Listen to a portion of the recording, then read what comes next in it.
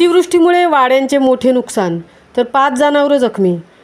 रायगड जिल्ह्यात orange alert देण्यात आला असून पावसाचा जोर वाढताच पोलादपूर तालुक्यातील मोतीराम झोरे या शेतकऱ्याचे मोठे नुकसान झाले आहे।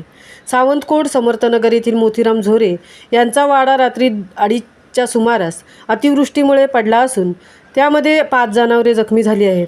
वासरांचा दावा तोडण्यासाठी गेलेल्या सौ गंगूबाई झोरे यांच्यावर वाड्याचा काही हिस्सा कोसळला असून त्या किरकोळ जखमी झाल्या आहेत।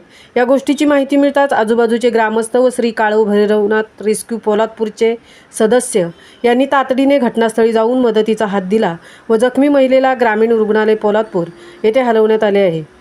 महामुंबईसह सीताराम कळंबे, पोलादपूर।